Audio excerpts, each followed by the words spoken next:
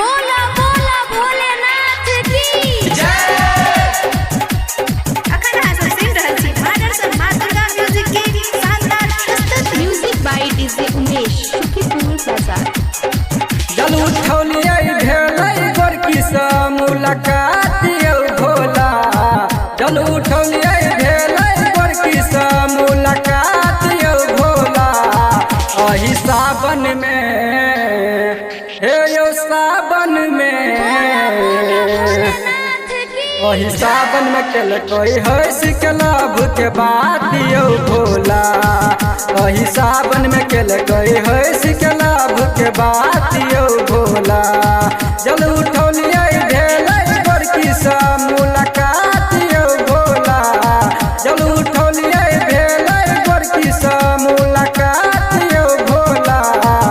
अहि सावन में अहि सावन में भोलेनाथ की अहि सावन में केलकै हंस के लाभ के बात यौ भोला। अहि सावन में केलकै हंस के लाभ के बात यौ भोला। लाभ के बात यौ भोला।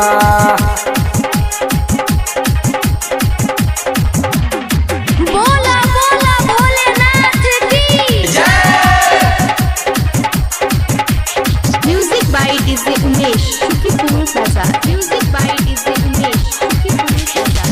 बोल बम के नारा लगा कहता के छलै हमरा देश यौ।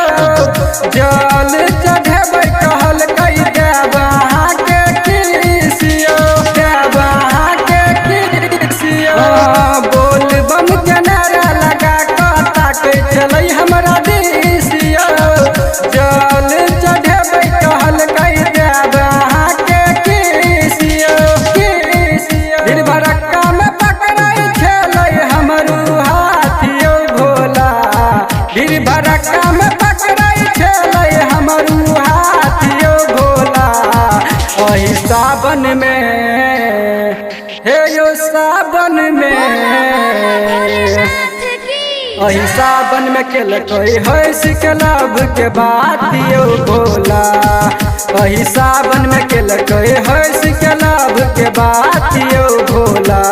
लाभ के बात यौ Bhola.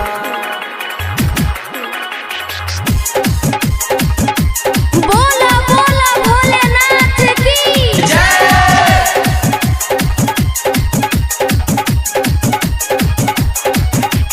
Music by DJ Umesh. बोला बोला भोलेनाथ की रही रही के पूछै छलै भोला जी हमर नाम यौ। सब कवरिया लगलकै हमरा उ बदनाम यौ। हमरा उ बदनाम भोला। रही रही के पूछै छलै भोला जी हमर नाम यौ। सब कवरिया लगलकै हमरा उ बदनाम यौ। बदनाम सुधीर सोनार के नहीं छोड़लकै कखन तो साथ यौ भोला।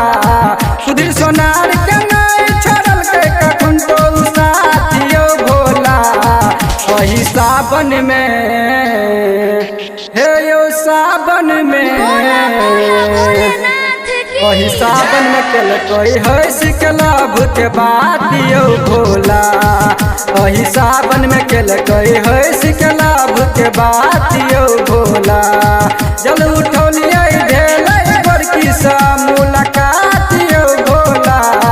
जल उठौलियै भेलै गोरकी सँ मुलाकात यौ भोला। अहि सावन में अहि सावन में भोलेनाथ की अहि सावन में केलकै हंस के लाभ के बात यौ भोला। अहि सावन में केलकै हंस के लाभ के बात यौ भोला। हंस के लाभ के बात यौ भोला।